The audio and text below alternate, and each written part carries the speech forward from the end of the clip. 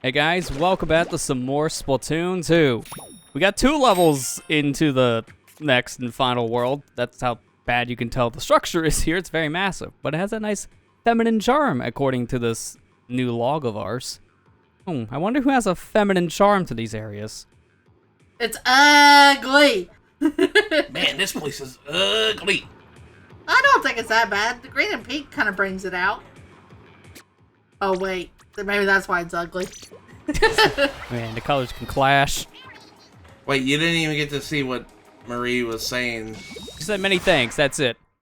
That's it? That's it. Okay, I thought she was going to say something more than that.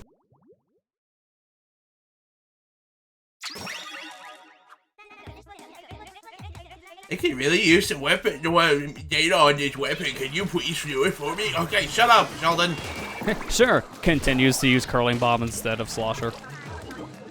Hey, Sheldon, why don't you do your own work for yourself? Have to make our jobs a little bit more consistent. I think we've earned a vacation after all this. Yeah, that's true. That's why we are not anywhere in Splatoon 3 story. Agent 4, not going to Splatville. Instead, they're going to Splats Hawaii. There you go. I'm going with them. That Sardinium was very tricky. Yeah, the fact that this platform is moving back and forth makes that a really risky jump. I can't tell you how many times I ink the side of that wall, get ready to jump to it, and the platform moves out of the way just in time for me to make my way towards it, and I just fall to my death. Very common. I'm not gonna lie, I thought you were gonna try to make a jump for the top one there. I was like, Lester? It might have been possible the platform was moving, but not in that state. Rock the block rocker. That might have looked weird for me to do a curling bomb to the left there, but there was a reason. That platform structure, you notice the line in the middle? That's not just a graphical detail. There's an actual split in that platform. This is how many times I played this level. I learned this the weird way, just because, again, getting 1000%, you play these levels too many times. You learn weird details like there's a random split in the floor. I don't know why, but one platform is like a millimeter higher than the other. That's weird. That is weird. Like faulty construction in a house. Maybe that's why their buildings are always falling apart in the game. Oh, just wait until we get to Octo Expansion. We have to build our I own don't house. wanna. Wait until we get to Octo Expansion, build our own house, and if we make one mistake, just one mistake. Exactly. Then a sea cucumber is just gonna come in and murder us. Just said you failed. I don't wanna after playing 3. Do we have to do it again? Yes, twice actually. I don't really wanna. I've heard the horror stories. So wait, what do you mean twice? I only did one playthrough, not two. I already did 2, technically. One's on my channel, one's on this channel. That's what I meant. I said whenever Lester gets around to recording Splatoon 3, he's got to do it a second time. Wouldn't that be a third time at that point? Yeah, 1 extra time per game. So this is Splatoon 999. I'm never free. Oh, that's right. He has to play the level 3 times. Because isn't there like 3 weapons for that level too? I don't know. I can't remember. Which one exactly? Are you thinking of the first box level or the second one? The first one only has 2, but the second one, the harder one, that has 3. Can you believe the speedrun version actually uses the Rapid Blaster for that? Wait, what? Excuse Really? me? Yeah, it does. And that's the worst weapon, and you want to be accurate. Get that level when we get the Octo expansion. I'm never playing Octo Expansion. I've had enough on 3. The Lester would be like, but why? It's so good. I mean, it really is. I still think Octo expansion is the best single-player campaign out of all of them in Splatoon at this point, all 4 of them. Doesn't mean that, like, you know, one specific campaign is really bad or anything. I just think Octo expansion has the best bang for the buck. 80+ levels. You can do them in any order you want just because of how open-ended it is. It has so much challenge to it. Some of the most challenge if you go for 100%.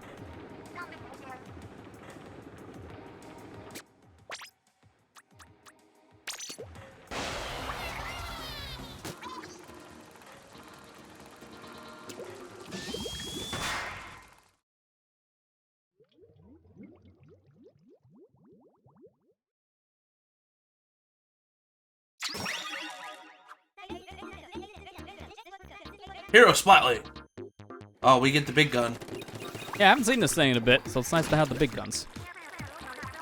Where could that key be hiding? I don't know. At the beginning of the level, like other video game. So, I mean, there's not much level here, so not really that far off. Oh, found it. That didn't take long. I was right. I was right. It's like you played a video game before. I have. That's what you call these things. I thought this was an interactive movie. I mean, you're not wrong if you're playing a David Cage game. No, that's God of War Ragnarok coming out this week. No, that's Metal Gear Solid. Oh, yeah. 4, technically. Yeah, Metal Gear Solid 5 is the actual video game. 4, that's just a blockbuster film. So, Usher, you're doing Metal Gear Solid 4 for League, right? Yeah, define playing. You're watching it and recording your voice over it, right? That's about right. And people wonder, like, would you ever do a game like that for your own channels? Like, well, I wouldn't be talking for a majority of it because I don't talk over voiceover stuff, so it'd be a little hard to make content over. Yeah. Which is why, like, certain games, like Phoenix Wright, is actually good for a playthrough sometimes because that has no voiceovers. Yeah, I mean, I've seen people take the liberty at that point, putting their own character into the characters, which definitely changes the whole tone. But that's how you get away with being able to make interactable content with a very story-heavy game like Phoenix Wright. If you're just reading that verbatim, yeah, you might as well just be playing it for yourself or reading a book. But instead, let's make the lawyer Phoenix Wright, I don't know, like a southern lawyer instead. Like, what I got here? Like, okay, well, that's different. No one else is probably doing this, sure. I'll watch. I like NCS's playthrough of Phoenix. Yeah, I did too.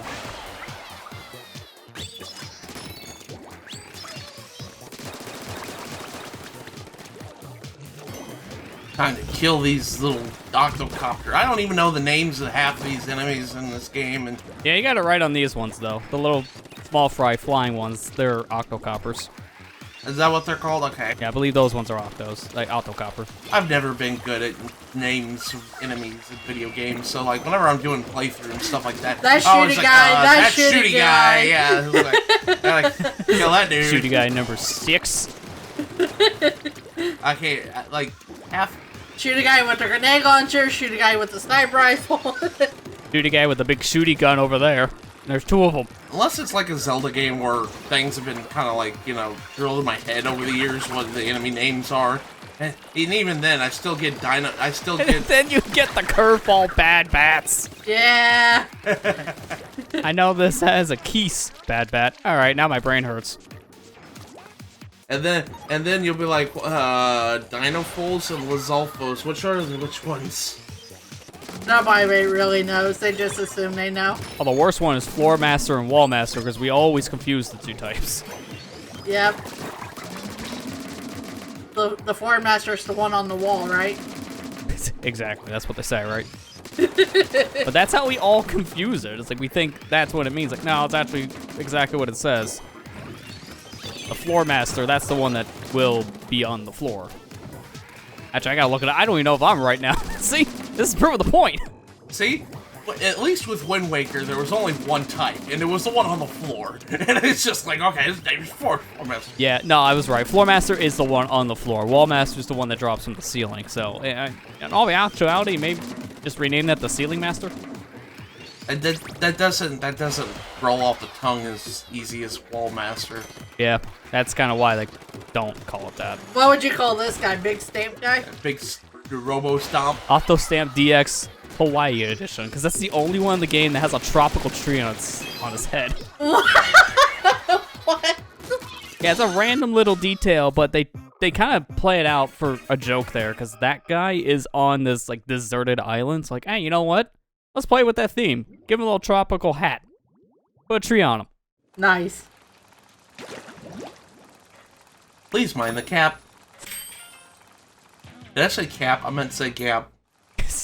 Yeah, please mind my hat. What hat? You're not even wearing one.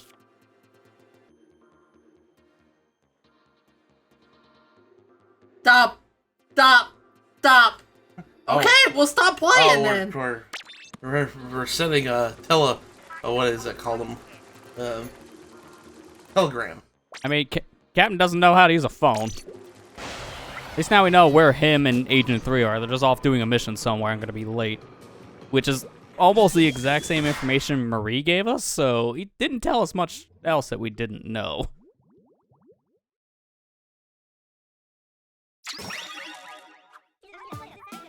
Dun dun dun dun dun. I like the tune. The dun dun dun dun dun.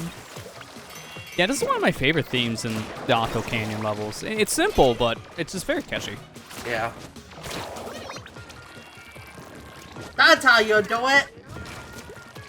Oh, cool. Spinning platforms. Not splitting. I don't know what splitting is. Did you get a split with the Octo Balls? Like, close enough.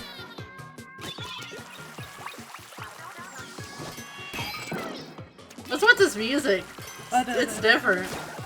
Yeah, this was the music that was playing in Splatoon 1's levels.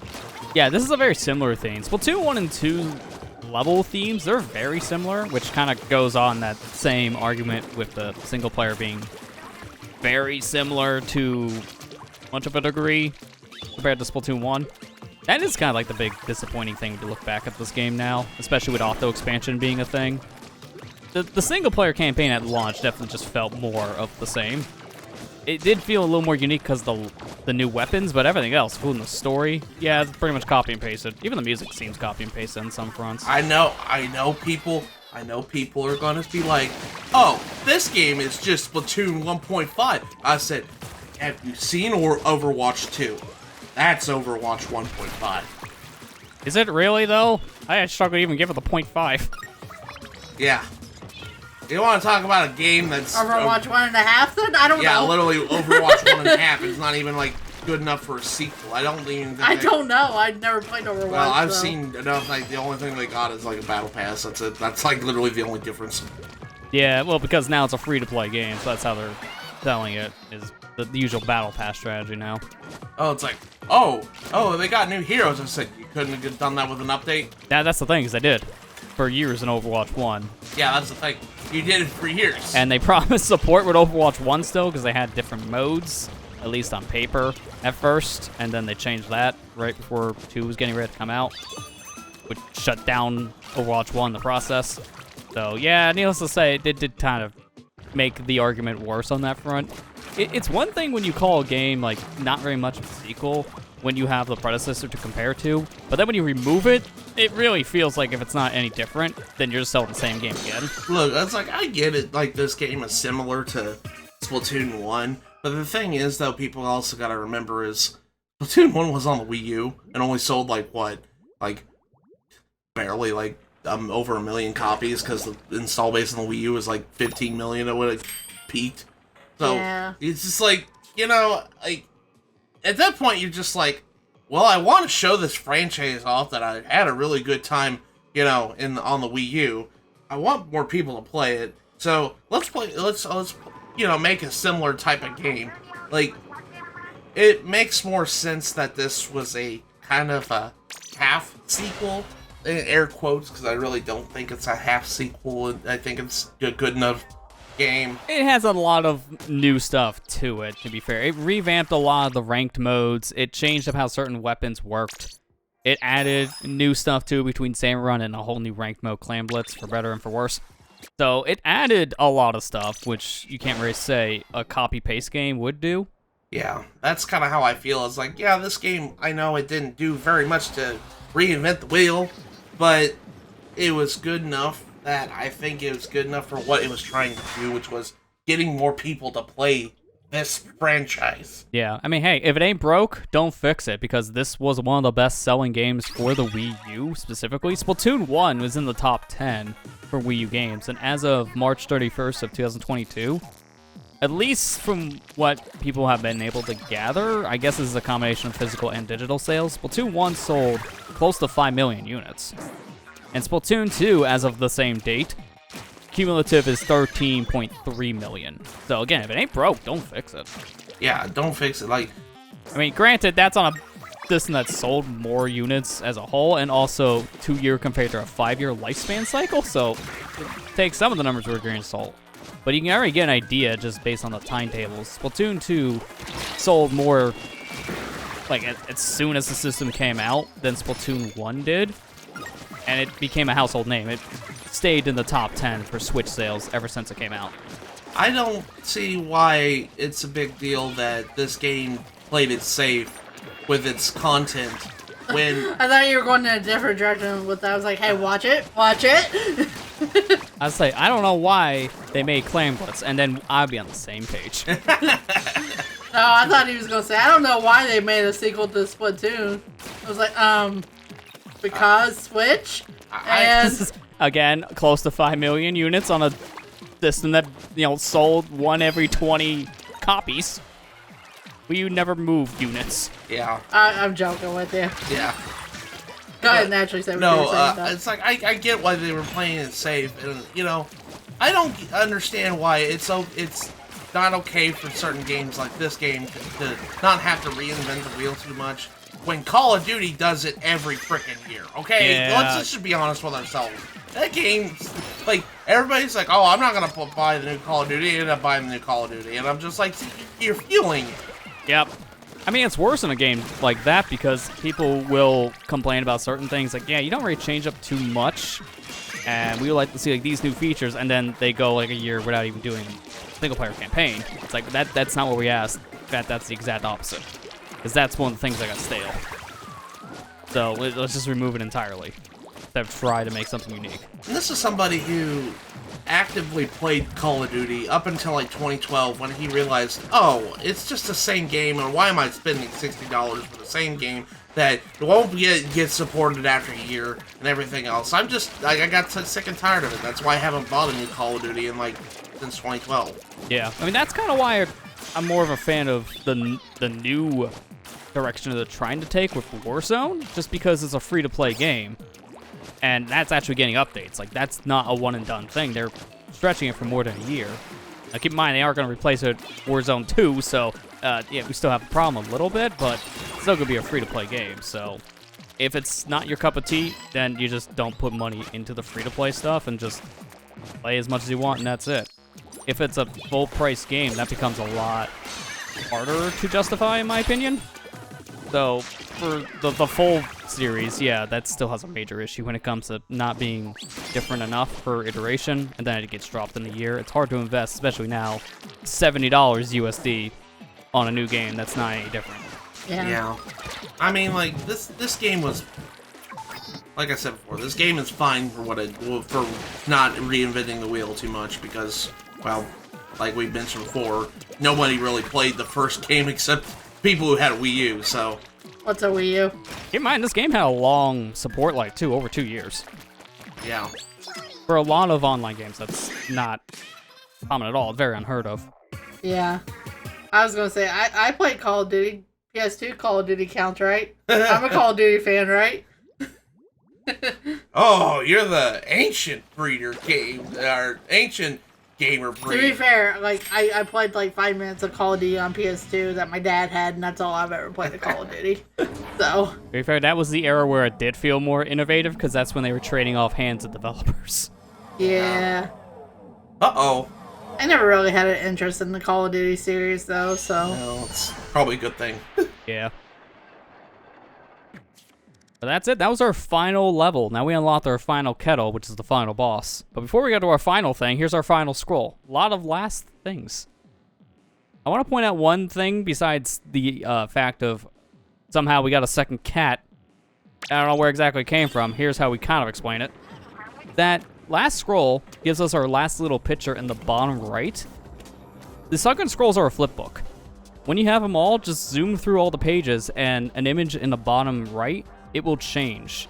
So I didn't show it here because I actually did not know about it at this time. It's a detail I didn't learn about until more recently. There are flip books in all the second scrolls, and that goes for all 3 Splatoon games. That's pretty That's cool. I didn't know that. Let's get over to the boss kettle. Oh boy.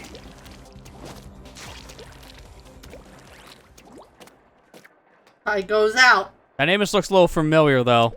Wonder if that's a face I've seen in the final video of the first game. I guess we'll have to find out in the final video of the second game.